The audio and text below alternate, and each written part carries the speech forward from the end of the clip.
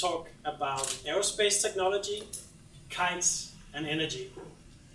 But to explain why that's important, I would like to talk about Wi-Fi first. I think you all remember when we went from wired connections to Wi-Fi and we never looked back. That's because Wi-Fi gives you mobility, flexibility, and convenience. Just go with this one. We'll try with this new one, yeah? Perfect. And so, I mean, renewable energy has made major advancements in the last 30 years. It's now become economically viable to put them on the grid, but they're still confined to the grid. And once you build this turbine, it doesn't move. So now imagine that you are a mining corporation that wants to build a new site that has the power demand equivalent to 100,000 households. And it's a couple of 100 kilometers away from this grid. That will be very expensive to build this power extension, and it will take a lot of time. So what typically happens is that they get heavy fuel oil generators to power their mine. They're not terribly cheap or very environmentally friendly, but they are flexible. We want to make the next generation of renewable energy. We want to make mobile renewable energy. And to talk about how that's possible, let's talk about or see how a traditional wind turbine looks. So what's interesting is that actually the tip of the wind turbine, it captures 75% of the energy. Yet they only account for 1% of the mass of the system. So what we want to do is keep these wind tips and replace the rest with a string to the ground. And now I would like to tell you sort of the story and the progression we made towards this vision. So here you see the kite, which is the same as the tip of the turbine. And then the challenge is, how do you get it to fly in a pattern that you predefined? So first you need to know where the kite is. Secondly, you need a motor that can control it, so you can steer it. And thirdly, you need an algorithm that takes the information about where and translates it into actions on the motor. So the first challenge was to figure out where. And initially we put sensors in the kite that would then send information down to the ground. But since these kites move so fast that you need to do maybe 10, 20 changes per second. So if you have just a small brief connection loss, you crash the kite, so that wouldn't work. So the next thing was to make a visual system that could visually track the kite. That actually worked very well.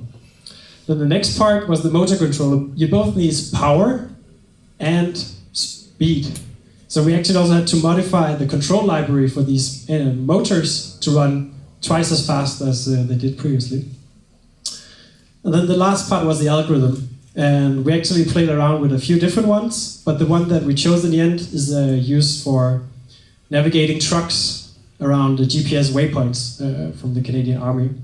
And that actually works. So here you should see, this is our first test of the autonomous flying kite. Yoo-hoo! Yeah, that's fine. So one thing is working with soft kites. The next part you want to do is have ideally a rigid wing kites. So the soft kites have the challenge when it's not windy, they just crumble and fall down to the ground. Secondly, they are not very robust, so over time they will probably wear out. And there's a few more, but so there's good reasons why you want a rigid wing. We did some mistakes, we did a lot of learning. Here it's flying in the end. Throw it in the air, captures the wind, and the wind takes it off. And this is controlled by RC remote controls. Very fun. But also, yeah, I won't tell you about all the stupid mistakes here. Then the next thing, a lot of people ask, how does it get off the ground? What happens when there is no wind? Well, to solve that problem, we want to use drone technology. So we learned how to build a drone, and this is actually the frame for the first kite that's flying indoors for the first time. It has a bit of torsional flexibility, but it works.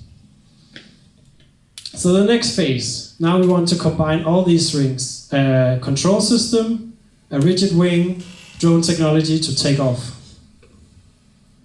And this is the first, no, it's actually the second test, right? But we'll go with it. So now it's hovering and now it's transitioning to flying in the wind. And as happens, and this is actually just one of many crashes, you do a small mistake basically. And in this case, we sort of reconfigured the kite, and then the rudder turns the opposite way as it intends. So it tries to fly up, and it steers even more into the ground. And even if we have sort of safety switches and whatever, I'm not fast enough to sort of react and save it. So it's built to crash, and that's why we built very small prototypes compared to pretty much all our competitors. They like to build large carbon fiber versions, and it's very expensive and time consuming. Anyway, so now it's actually time that we join E.ON. And they asked us reasonably to start focusing a bit more on the customer development side. And this is one of the places we went to. This is a farm in a very remote piece of land in Eastern Africa. We met up with the girl, Catherine, that's sort of a very progressive farmer. And we met in middle of Nairobi. And what she would like is a system that can pump up water so that she can irrigate her farm. I mean, it's a very sunny place, but it's very arid.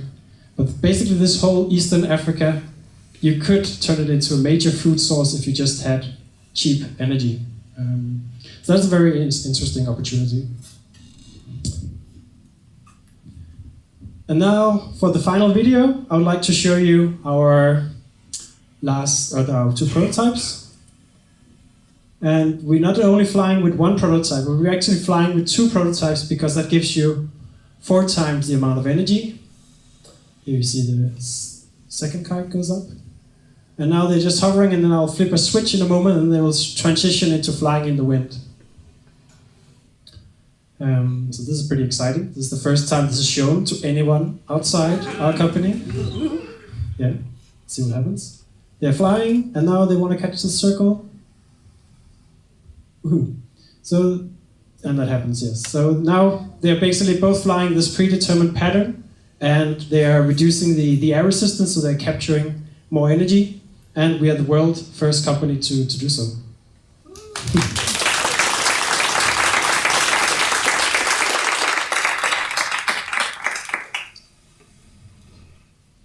Yeah, so this is our vision of the future of mobile renewable energy. And we want to do what make the equivalent of Wi-Fi for renewable energy. We want to make renewable energy that's mobile, flexible, and convenient. This is how it's going to look when installed in, let's say, Kenya. Thank you.